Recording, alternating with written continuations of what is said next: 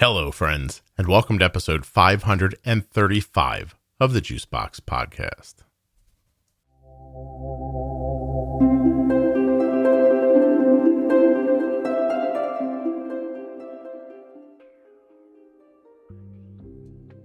Jenny's here today to do another diabetes variable with me, and today's topic is video games. This is the 8th in the diabetes variables series. So far, we've covered trampolines, temperature, travel, exercise, hydration, food quality, leaky sites or tunneling, and of course today, those good old video games. There's also a diabetes pro tip episode about variables. That is episode 231. And if you haven't heard the diabetes pro tips, I wish you would give them a try. They begin at episode 210, or you can find them at diabetesprotip.com. Please remember while you're listening today that nothing you hear on the Juicebox Podcast should be considered advice, medical or otherwise. Always consult a physician before making any changes to your healthcare plan or becoming bold with insulin. Today's a pretty short episode. There's only one ad, and I think the episode's about 15 minutes long. I hope you enjoy it.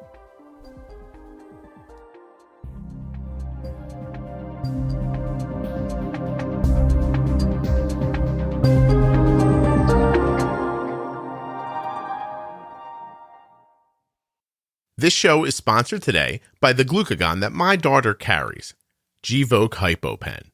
Find out more at gvokeglucagon.com/juicebox. Gvoke HypoPen has no visible needle and is the first pre-mixed auto-injector of glucagon for very low blood sugar in adults and kids with diabetes, ages 2 and above. Not only is Gvoke HypoPen simple to administer, but it's simple to learn more about. All you have to do is go to gvokeglucagon.com/juicebox. Gvoke shouldn't be used in patients with insulinoma or pheochromocytoma. Visit gvokeglucagon.com/risk. Well, here's one that I hear from a lot of moms. I don't want to be too specific, but a lot of moms of boys usually.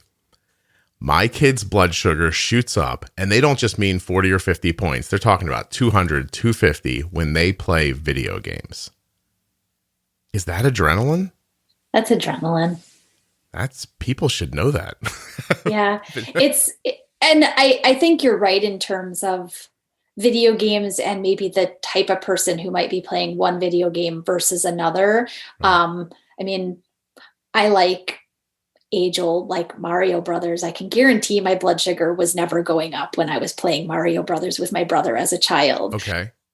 But I can probably say that if I could go back, if I was doing some of the Olympic ones where you were like competing against the other person, like you were doing jumping, and even though it was an activity, my brother and I were very competitive in that, in terms of who did better. So I would guess, without knowing, I didn't have a CGM at that point, but I would guess that my blood sugar probably went up a bit. I'm picturing you trash talking your brother playing Wii bowling right now. Oh, it wasn't Wii bowling. It was like, do you remember the old, like, you had to do like you had to like run and then like jump to do like the long jump kind of thing, like the old school Nintendo, right? Yeah, no kidding. Like, and you moved and it moved. And so that's interesting. But today's games, with like the first person shooters and that stuff that feels like you're really doing especially something. The virtual ones, the ones where you have the goggles on, you are almost immersed in that setting. Mm-hmm. And many times there will be a rise, especially if it's any of the, what I call more violent ones, the games where you're really like shooting and killing, or you're battling the zombies or these like demon looking creatures. So. Yeah. I've been scared. I've stood over my son's shoulder and watched it and been like, this is kind of low key frightening. Yes. And I know I'm okay. So I wonder too, I'd love to hear from somebody. I wonder if it is that competition piece coupled together with the frightening, like intense nature of it, like all that together just drives out of nowhere. So do you bolus for it? I usually recommend paying attention to what ends up happening, because a first visual is often what parents see in activities or competition sport, not obviously the practices, but typically the sport on the weekend where you're doing a tournament or a game against your A team, rival or whatever it is. This spike in blood sugar, we can either see blood sugar sits high and you do have to take care of it, or it's just high the whole game, or it spikes, but then as the kid keeps moving, things even out and they end up coming down without correcting the adrenaline rush at all. Mm-hmm. So the piece in the picture of these games is it a seated adrenaline rush type of game, mm-hmm. or is it one in which you are also moving along with the game? That may be the difference of correcting or letting the rise happen and letting it even out. Is there an impact about what happens after the game? So if I kill the zombies, jack my blood sugar up, and then sit down, that would be different than if I did that and began to move around afterwards, because the movement might help bring the blood sugar down. But if you go from a jacked up adrenaline to sedentary or into bed or into a meal, right? Then you're not then those other variables are going to keep the adrenaline from, because I've seen, I think there's a fairly common story that I've told on the podcast a number of times about noticing that Arden was competitive at sports and learning to bolus for it. But the other, the end of that story is, yes, it kept it down, but then she needed food later. I was basically pre-bolusing food, and the pre-bolus was handling the spike of adrenaline, and then afterwards it needed to be fed.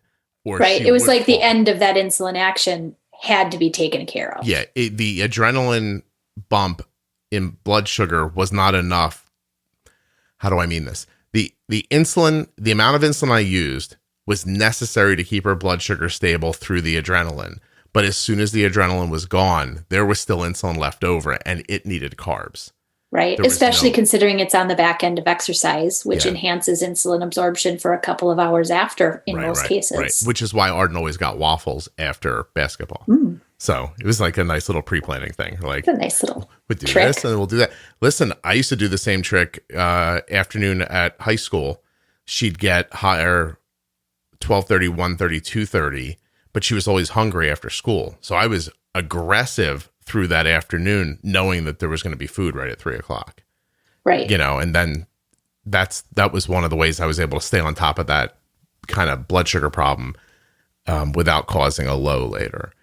Right. So video games, and that's just, it's confounding to people when it happens. Then once they see it, they're like, video games make my kids' blood sugar go up. I wonder if I wonder if it's as frequent with girls as it is with boys.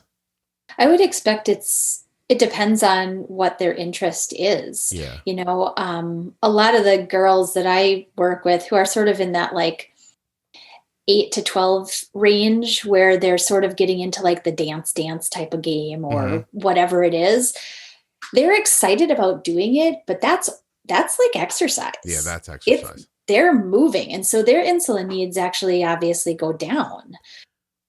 I wonder about I don't see a lot of girls specific, I guess, if we're terming them boy-girl games, which they're not really. Anybody can play anything. Yeah.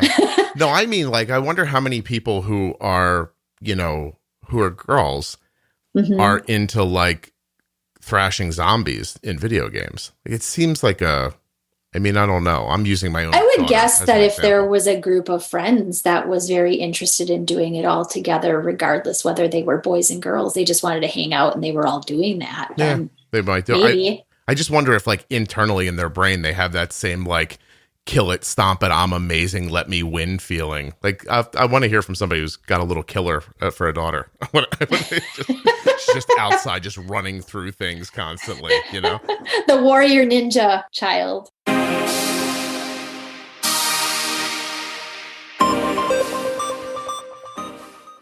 A huge thank you to one of today's sponsors, Gvoke Glucagon. Find out more about Gvoke HypoPen at gvokeglucagon.com/juicebox. You spell that GVOKEGLUCAGON.com. patreon.com/juicebox. If you'd like to hire Jenny, she works at integrateddiabetes.com. Go check her out. Thank you so much for listening. I'm going to put a little bit of information after the music about the Pro Tip series and the Defining Diabetes series. But if you already know about that stuff, peace, you're done.